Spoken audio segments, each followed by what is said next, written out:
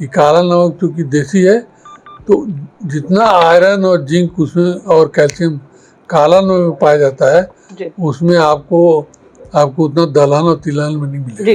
किसान जो है वो चावल और गेहूं पे ही निर्भर होता है, इसलिए कि क्योंकि वो सुरक्षित खेती है और आसान खेती है। अभी उत्तर प्रदेश में मखाना की खेती बढ़ी है। अच्छा, मखाने की। बिहार में पहले दरभंगा डिस्ट्रिक्ट में ही केवल सीमित था। एआई से जैसे जानकारी मिल सकती है कि भाई आप एक प्रेडिक्शन होता है कि भाई आज बारिश होने वाली है तो आप सावधान हो जाइए, या आपको एआई के माध्यम से ये पता लग जा रहा है कि आपके खेत में क्या क्या कमियां हैं। नमस्कार, मैं रीता कृष्ण मोहन, आप देख रहे हैं फर्क इंडिया।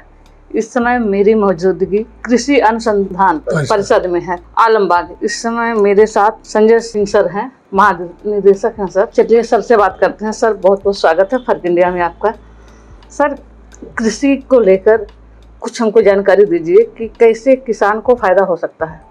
अब किसान को फायदा जब भी हो सकता है जब वो नई नई तकनीकों का उपयोग करे और उन तकनीकों का उपयोग करके अपनी उत्पादन से उत्पादकता बढ़ाए और उससे बढ़ाने से उसको न केवल फायदा होगा और ताकि उसको उचित मूल्य मिल सके तभी उसको फायदा होगा। जी सर। और इसको करने के लिए बहुत ज़्यादा अपनी सॉइल ज़मीन का देखभाल करनी पड़ेगी। उसको समय समय पे उसकी मिट्टी की जांच कराए और मिट्टी की जांच कराने से फ़ायदा ये हुआ कि उसके मिट्टी में कौन से पोषक तत्व हैं तो उन्हीं नहीं है उनका उपयोग करे, ज़रूरत हो तो उन्हीं का प्रयोग करे और दूसरी का प्रयोग कम करें। सर अभी आपने मोटे अनाज को लेकर कहा है। मोटे अनाज को किसान किस तरह से अब पैदावार करे उसको, तो उसको किसानों का क्या फायदा? पहले तो लोग मोटा अनाज यूज करते थे, अब तो कम कर दिए सब।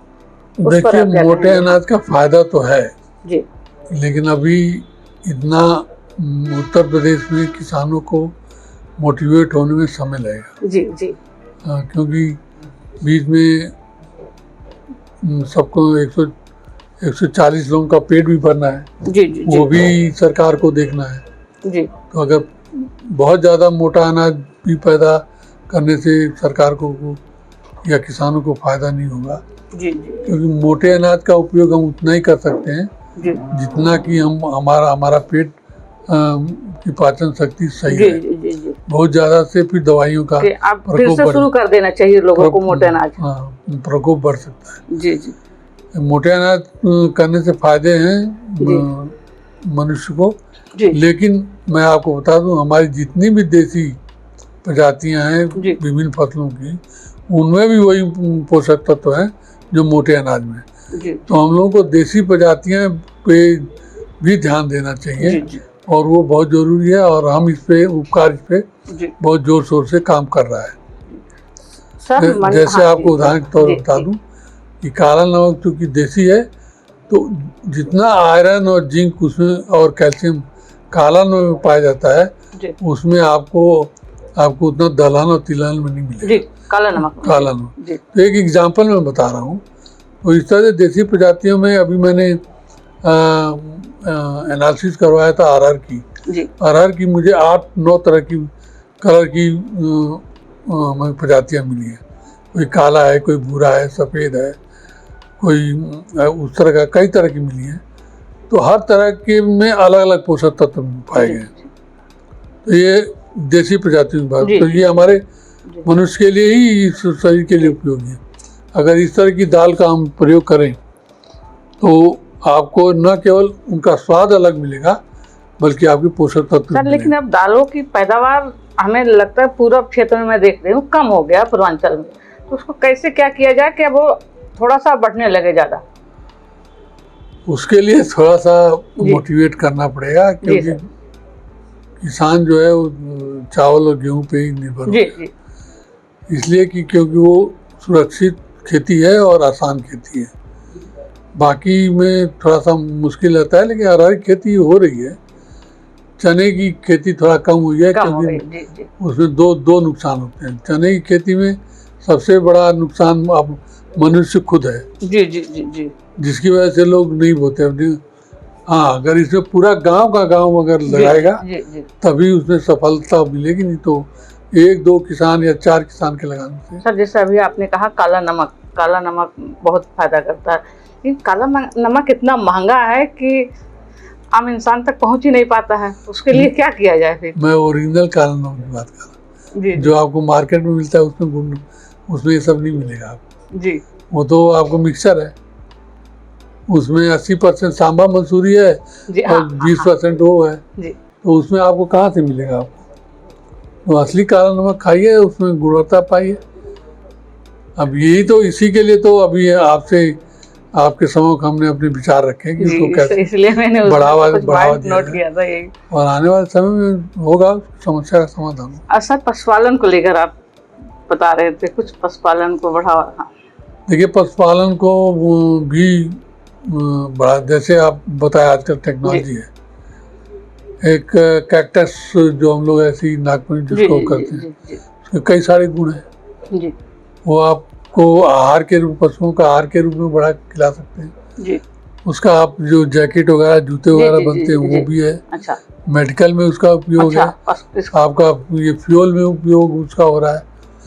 उसको कौन जानता था कि कैक्टस की क्या उपयोगिता है? सर आप तो सही, लेकिन आजकल कैक्टस की उपयोगिता बहुत बढ़ गई है जी। अभी उत्तर प्रदेश में मखाना की खेती बढ़ी है। अच्छा, मखाने की?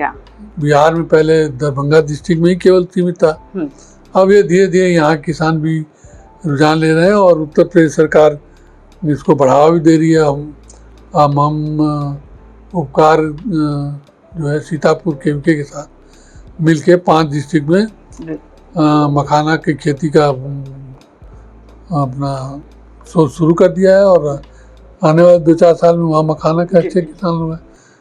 तो ये सब चीज़ें जब आपके प्रदेश में आ रही हैं, अभी अगर ये मान लीजिए नागफनी की खेती बढ़ गई तो इससे टेक्सटाइल मिलें होंगी, टेक्सटाइल मिलों के बढ़ने से आपके रोजगार की समस्या के साथ साथ आपको अच्छी चीज़ें भी मिलेंगी, किसानों की आमदनी भी होगी। तो ये सब आने वाले भविष्य की योजना है। सर AI से के माध्यम से किसानों को क्या फायदा मिलेगा, मैं ये जानना चाहती हूँ थोड़ा सा।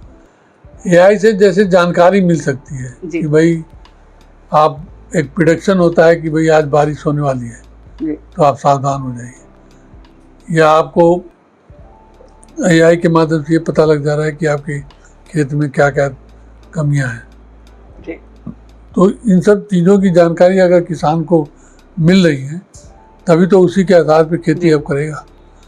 लेकिन अभी समय है, इतना उत्तर प्रदेश के किसानों को समझाना इतना आसान नहीं है। सर बहुत बहुत धन्यवाद, आपसे बहुत जानकारी मिली। आपसे हमारे साथ कृषि अनुसंधान के महानिदेशक संजय सिंह सर ने बहुत कुछ बताया किसानों के बारे में, किस तरह आगे आके काम करना चाहिए और किसानों को कितना फ़ायदा मिल सकता है काला नमक आहार से, AI के माध्यम से। फिर मिलते हैं किसी अगले वीडियो में, तब तक के लिए धन्यवाद, नमस्कार।